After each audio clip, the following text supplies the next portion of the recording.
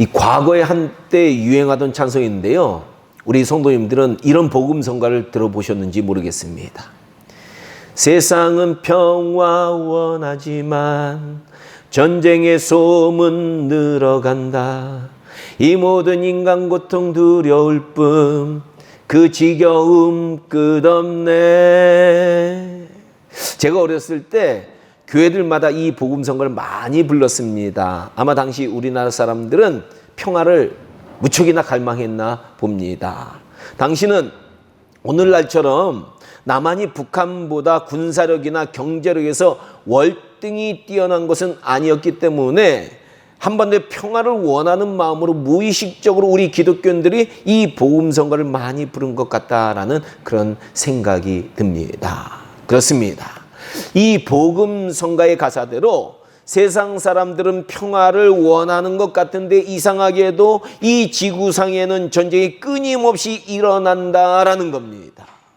지금까지 제가 살아온 동안에도 수많은 전쟁이 있었는데 베트남 전쟁부터 영국과 아르헨티나의 포클랜드 전쟁, 북아일랜드 분쟁, 이란 이라크 전쟁, 이라크 쿠웨이트 전쟁, 걸프 전쟁, 소말리아 내전, 라이베리아 시에라리온 내전, 보스니아 전쟁, 중앙아프리카 공화국 내전, 미국 아프가니스탄 전쟁, 시리아 내전, 레바논 내전, 이슬람 국가를 자처하던 IS 전쟁, 에티오피아 내전, 미얀마 내전. 왜 이렇게 힘들어요? 급기야는 러시아 우크라이나 전쟁까지 수많은 전쟁이 55년 저의 짧은 삶 가운데 일어났다라는 겁니다. 제가 지금 거론하지 않은 많은 전쟁들이 또 더 있었다는 거예요. 우리나라도 보니까요, 북한과 이 국지적인 접전이었지만 연평도 해전이 1999년과 2002년도에 일어난 것을 여러분들이 기억하실 겁니다. 그때 깜짝 놀랐어요. 그렇죠?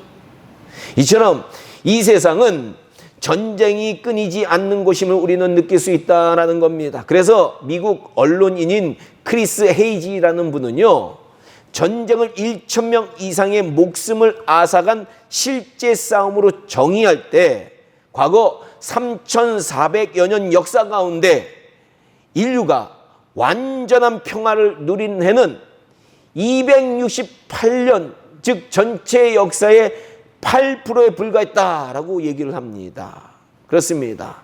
우리 인간의 역사에는 평화가 정말로 없었다라는 거예요. 아니, 평화가 올 듯한데 계속 전쟁이 일어나는 거예요. 앞에서 나는 우리 복음성가의 가사처럼 전쟁의 지겨움이 끝이 없었다라는 것이 바로 인간의 역사입니다. 전쟁으로 지긋지긋한 거예요. 그렇다면 우리 인간은 어떻게 해야 이 땅에서 평화를 누리고 평화를 유지할 수 있을까라는 겁니다. 사실 이 문제는요, 너무나도 어려운 문제지만 세상 사람들의 이야기를 들어보면 우리가 평화를 지키고 유지하려면 가장 먼저 한 나라가 힘이 있어야 된다라고 하는 말을 많이 듣게 됩니다. 맞는 얘기 같습니다. 우크라이나도 보니까요, 힘이 없으니까 러시아가 만만히 보고 침략을 한 거예요. 러시아는요, 처음에 침략할 때 단 3일 만에 우크라이나를 패배시킬 수 있다라는 그런 생각을 했다라고 합니다. 착각이죠. 하지만 우크라이나가 미국처럼 힘이 있었다면 러시아는 함부로 전쟁을 일으키지 못했을 것이다라는 겁니다. 그래서 한 나라는 자신의 평화를 지키기 위해서는 강력한 군사력과 힘이 필요하다라고 많은 사람들이 얘기합니다. 그런데 힘이 있어야 평화를 유지할 수 있다는 말은 많은 나라들에게는 한계를 가진 말 같다라는 겁니다. 그 이유는요, 이 세상에는 큰 나라들만 있는 게 아니라 작은 나라들 대부분이거든요. 이 작은 나라들은 아무리 힘을 가지려고 노력해도 미국이나 중국이나 러시아처럼 큰 군사력을 가질 수 없기 때문이다라는 거예요. 우리 대한민국도요, 가만히 보니까요, 우리가 노력 무척해요. 강력한 군사력을 가지려고요. 그런데 주변 강대국들인 러시아, 중국, 일본을 능가하는 큰 힘과 군사력을 가진다는 것은 정말로 어려운 사실이다라는 겁니다. 그래서 어떤 분들은요, 이 세상에서 평화를 지키기 위해서는 외교를 잘해야 된다, 이렇게 얘기하는 분들도 있습니다. 이 말도 일리가 있는 것 같습니다. 우리 대한민국도 미국이라는 우방과 외교를 잘했기 때문에요, 우리는 지금 평화를 누리고 있다라고 할 수 있습니다. 미국과 외교를 잘했기 때문에 우리가 광복도, 일제로부터 광복도 얻어내게 되었다라는 겁니다. 그러나 만약 우리 선배님들이 미국과 외교를 잘하지 못했다면 우리 대한민국 이미 북한처럼 러시아와 중국의 밥이 되었을 것이다 라는 거예요. 얼마나 먹기 좋은 밥입니까? 하지만 외교라는 것도 한계가 있다는 거예요. 국제관계를 보면요, 자국의 이익에 따라서 외교 관계가 시시때때로 달라진다라는 겁니다. 가장 그 슬픈 예 중에 최근에 하나가 어느 나라냐? 대만이에요. 과거에는 대만이 독립했을 때 대만이 유엔 안보리 이사국까지 될 그런 나라였어요. 그런데 전 세계 많은 나라들이 지금 보니까요, 중국과 무역을 하기 위해서 대만과 외교를 한순간에 단절하는 그런 슬픈 역사를 경험했다라는 겁니다. 이런 걸 우리 민족이 당한다고 생각해서 얼마나 슬프겠어요. 미국과 이 대한민국도 사실은 대만과 외교를 단절했었습니다. 근데 요사이는 중국의 위세가 점점 강해지니까 미국이 위협을 느끼고 미국이 다시 대만과, 외교를 단절했던 그 대만과 급속도로 가까워지고 있다라는 거예요. 이처럼 이 외교라는 것도 분명하게 한계를 가지고 있다라는 겁니다. 그래서 저는 오늘 이 시간 이런 세상적인 여러 가지 관점들보다는 성경적으로 우리가 어떻게 해야 평화를 지키고 유지할 수 있는지에 대해서 말씀을 나눠보고자 합니다. 그러나 시간 관계상 오늘은 딱 한 가지만 나누도록 하겠습니다. 다음 기회에 또 계속 나눌 거예요. 먼저 이 평화를 지키기 위해서는요, 한 나라의 평화를 추구하는 사람들이 많아져야 된다라는 거예요. 예수님은요, 이 산상수훈 마태복음 5장 9절에서 화평케 하는 자는 복이 있나니, 누가 복이 있다고요? 화평케 하는 자가 복이 있는 거예요. 싸우는 자들이 복이 있는 것이 아니라 화평케 하는 자가 복이 있는 거예요. 그들이 하나님의 아들이라 일컬음을 받을 것이며 라고 말씀하셨습니다. 이 말씀에서 화평케 하는 자는 영어로 peacemaker라고 번역을 합니다. 즉 평화를 만드는 자다라는 뜻입니다. 근데 이 화평케 하는 자를 이 헬라어 원어상으로 보면 한 개인의 안녕이나 국가의 평화보다는 하나님과 우리 인간 관계를 통한 궁극적인 평화, 이 하나님과 우리 인간관계의 회복을 통한 궁극적인 평화를 의미하는 말이다라는 겁니다. 즉 화평케 하는 자들이라는 뜻은요, 죄로 가로막혀 있는 하나님과 인간의 관계가 회복되도록 먼저 이 관계가 회복되어서 부르심을 받은 우리 크리스천들이 예수님이 하신 것처럼 하나님과 인간 사이에서 중재자의 역할을 해야 된다라는 의미라고 할 수 있다라는 겁니다. 하지만 우리가 또 생각할 점은요, 하나님과 화평을 누리는 자들은 결과적으로는요, 이 땅을 살아갈 때 이 땅의 평화를 만들어가는 피스메이커들의 역할을 해야 된다라는 겁니다. 남미에 보면요, 이 북한과 남한처럼 국경을 접한 상태에서 아주 긴 국경이에요. 계속 평화를 유지하고 있는 두 나라가 있습니다. 이 나라들은 바로 아르헨티나와 칠레라는 나라입니다. 사실 이 두 나라는요, 1899년에 국경 분쟁으로 일촉즉발의 위기를 맞은 적이 있다라고 합니다. 하지만 그때 양국의 기독교 지도자들은 둘 다 기독교 국가 아니에요.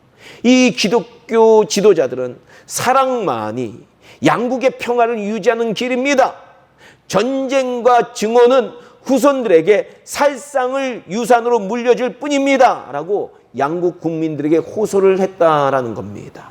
그런데 아르헨티나와 칠레 국민들이 이런 기독교 지도자들의 경고를 귀담아 들은 거예요.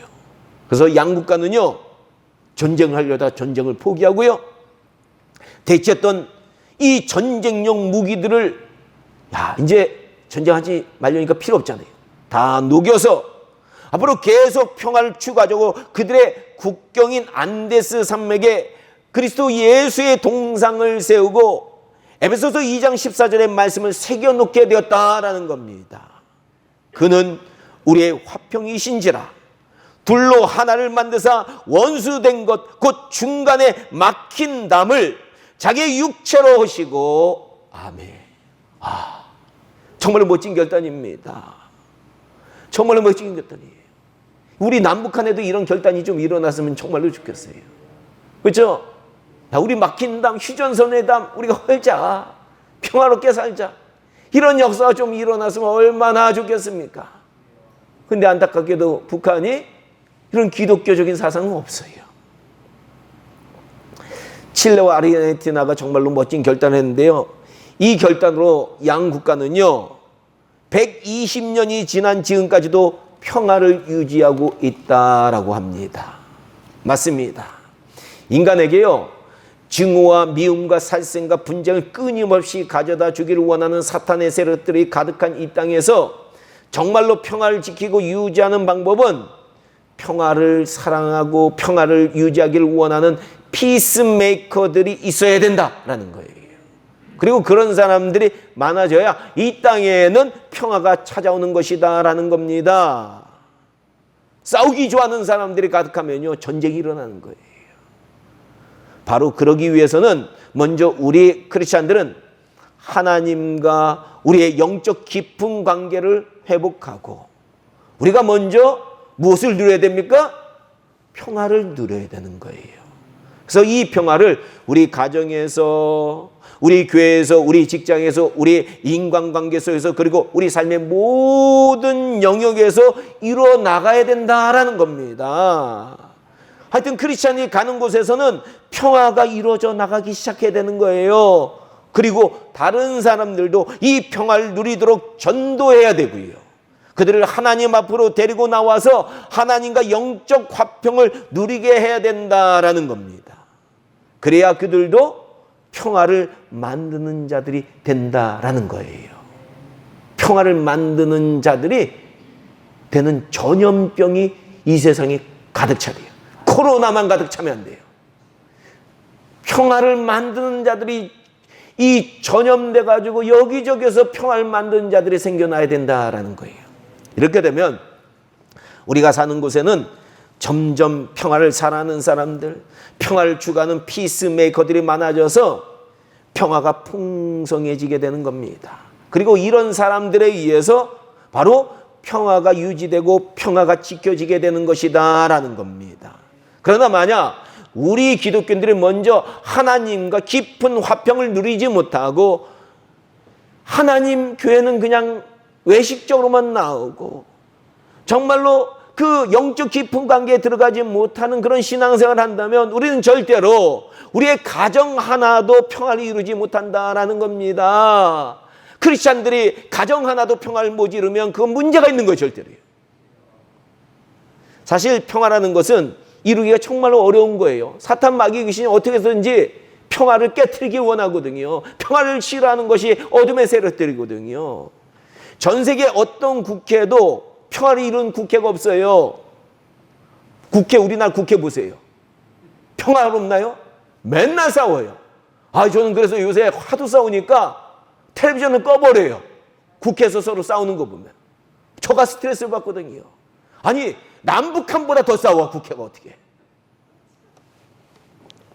중국이나 북한이나 러시아 같이 독재자가 강력한 권력을 가진 곳이나 겉으로는 평화를 이루는 것처럼 이런 나라들이 보이지만 실상 이런 국가들에서는 가만히 보니까 독재자 혼자 평화로운 거예요.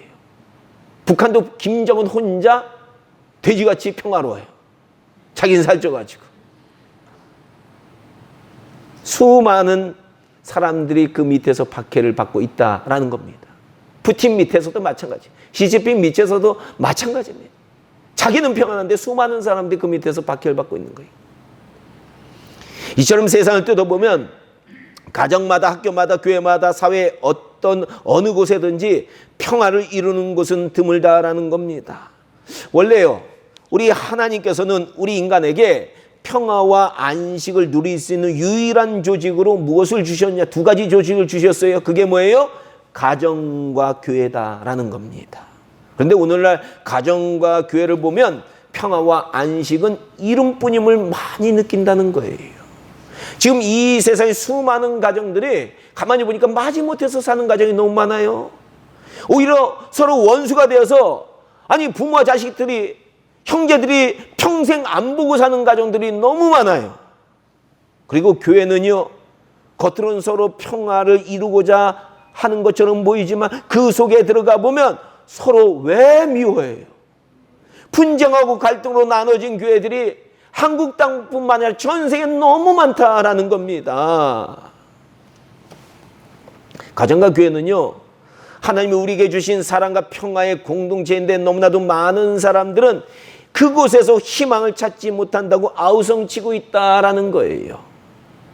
그렇다면 이런 모습들이 왜 일어나는 것일까요?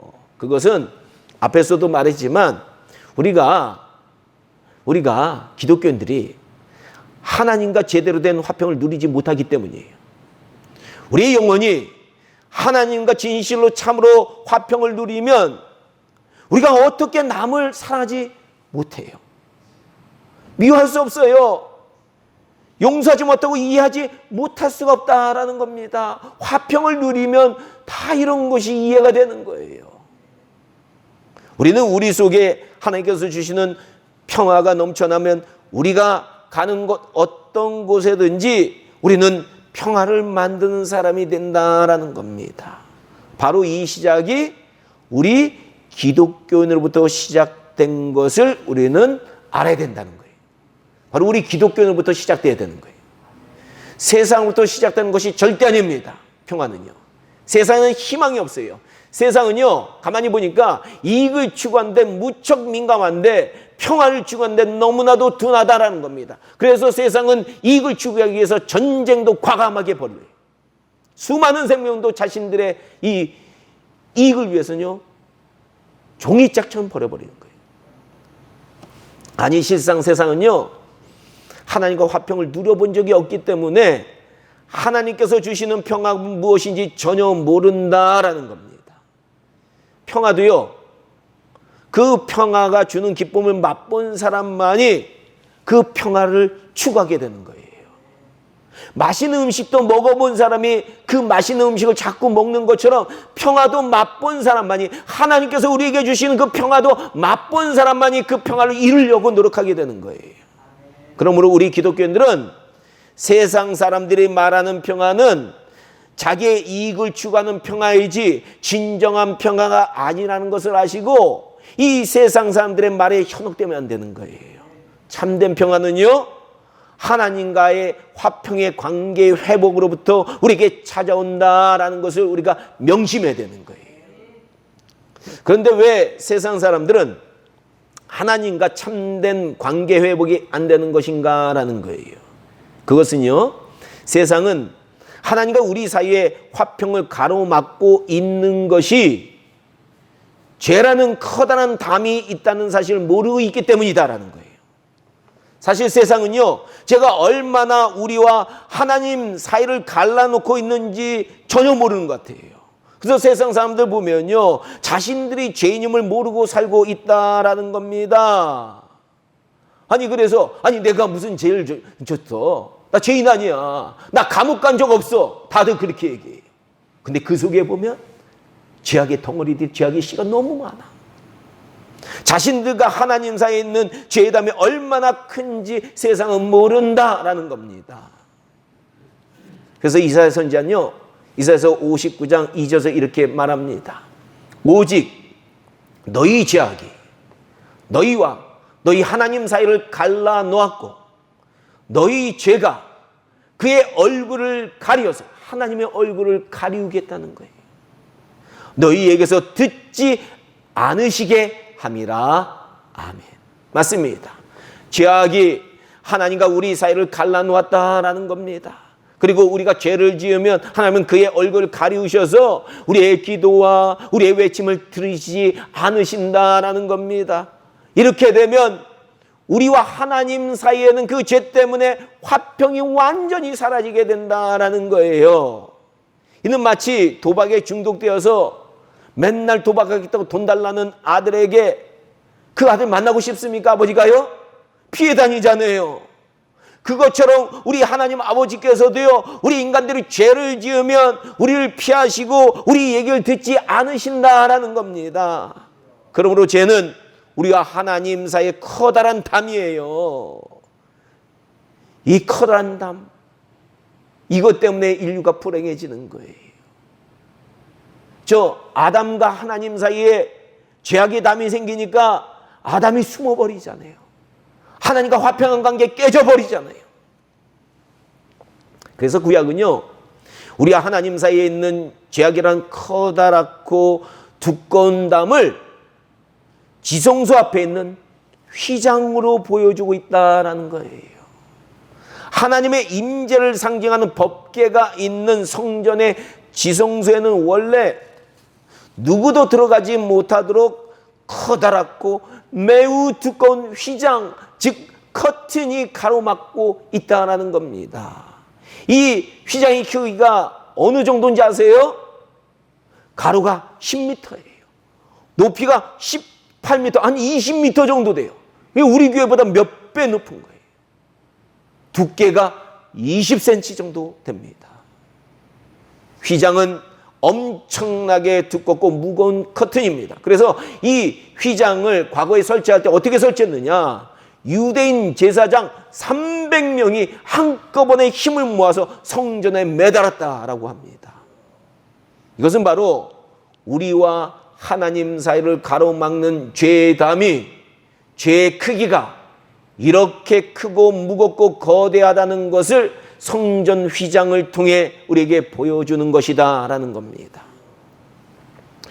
이 우크라이나와 러시아 전쟁만 하더라도요, 하나님 앞에 우리 인간의 죄가 얼마나 큰지 여실히 보여줍니다. 이 전쟁을 통해서 수많은 사람들이, 이 양군대가 수많은 사람들을 죽이고 있지 않습니까? 이번에 우리 대한민국에 이태원 참사를 통해서 몇 명이 죽었습니까? 한 160여 명이 세상을 떠났는데 이런 160여 명 정도가 죽었어도 나라가 시끄럽고 세상이 깜짝 놀라고 정말로 슬퍼하고 이런 상황인데, 지금 우크라이나에서는 전쟁으로 수십만 명이 죽어가고 있는데도 전 세계 사람들은요, 서로 자신들의 이익만을 계산하고 있는 거예요. 그리고 우리나라에서는 전쟁 초기에는 좀 관심 갖는 듯 하는데 지금은 관심도 없어요, 사람들이. 그런데 이런 것보다 더 슬픈 사실은요, 이 전쟁에서 러시아 군인들이 보이는 잔인함입니다.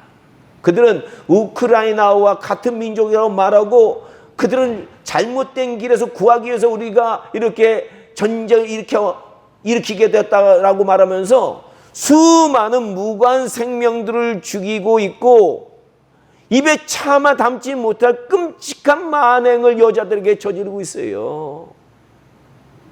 얼마나 추잡한 짓을 하고 있는지 몰라요, 우리 인간들이요.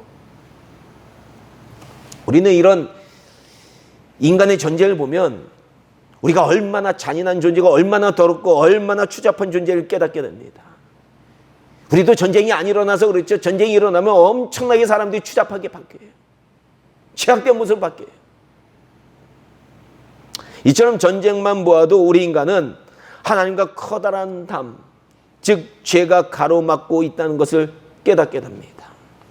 그러나 우리 인간에게 정말로 기쁜 소식은요, 하나님께서는 이렇게 죄의 담으로, 그 큰 죄의 담으로 평화가 무엇인지 모르고 평화를 이루는 방법조차 모르는 우리 인간들에게 한 귀한 사건을 일으켜 주셨다라는 거예요. 그것은 바로 우리 인간과 하나님 사이에 가로막고 있는 커다란 죄의 담과 휘장을 단번에 없애버리시려고 이 땅에 하나님의 아들인 예수님을 보내주셨다라는 겁니다. 그래서 우리 예수님은요, 이 하나님과 우리 인간 사이에 있는 이 거대하고 무거운 담과 휘장을 단번에 제거해 주시기 위해서요. 십자가 위에서 우리 죄를 대신 지시고 그 고난과 고통을 당하시고 죽음을 당하셨다라는 거예요. 구약의 선지자들은요, 예수님께서 이 죽음을 통해서 하나님과 우리 인간 사이에 이 담을 제거하시고 평화를 이루실 것을 미리 알았다는 거예요. 그래서 이사야 선지자는요, 이사야서 53장 5절에서 이렇게 메시아에 대해서 예언했습니다. 그가 찔림은 우리의 허물 때문이요, 그가 상함은 우리의 죄악 때문이라. 그가 징계를 받음으로 우리가 평화를 누리고 그가 채찍에 맞음으로 우리는 나음을 받았도다. 아멘. 맞습니다. 예수님이 십자가의 고난을 받으신 이유는 우리가 하나님 사이에 잃어버린 평화를 회복하기 위함이다라는 거예요. 그리고 이 회복을 통해 하나님께서는 이 땅에 평화를 가져다 주기를 원하신다라는 겁니다. 이 아기 예수님이 탄생하셨을 때 베들레헴 목자들에게 나타난 하늘의 천군 천사들이 이렇게 하나님을 찬양했습니다.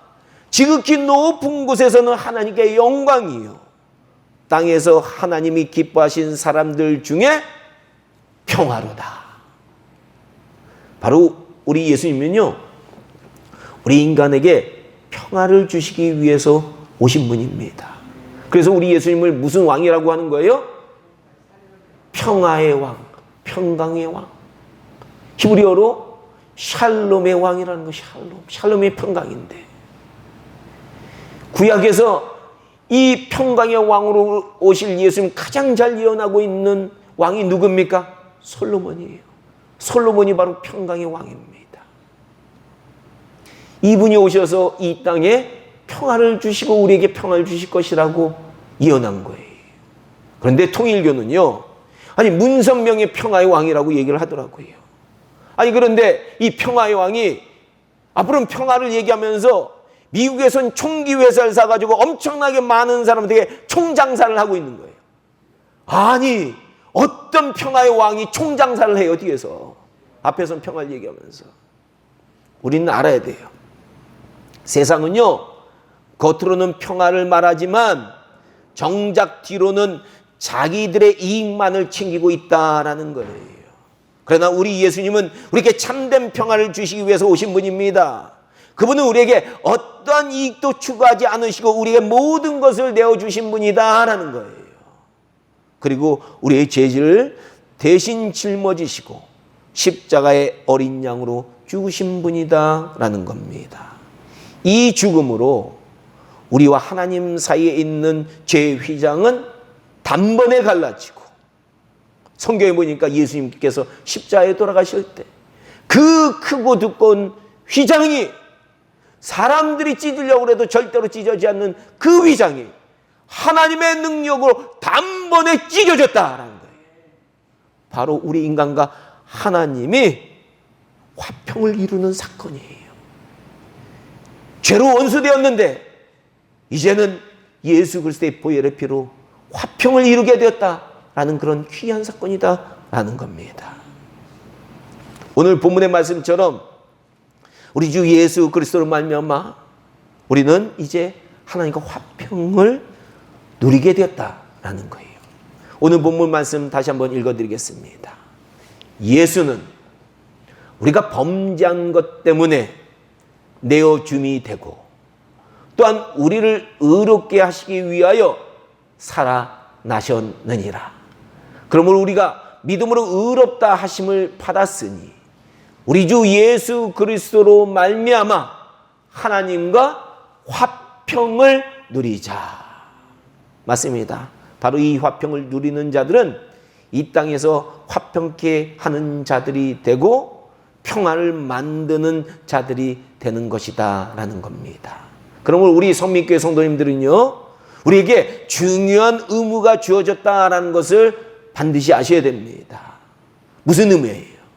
우리가 세상에 평화를 만들어갈 의무가 있다라는 거예요. 부디 우리 성민교회 성도님들은요, 세상 사람들처럼 겉으로는 평화를 원하는 척하지만 실상은 자신의 이익만을 추구하는 그런 이기적인 삶 절대로 살지 마시기 바랍니다. 한 번 사는 이 세상, 영원한 천국을 준비하는 이 세상의 삶을 시간 낭비하지 말고 가는 곳마다 분쟁과 분란과 다툼을 만들지 마시고 이 죄악된 그 죄 짓는 곳에 가지 마시고 우리는요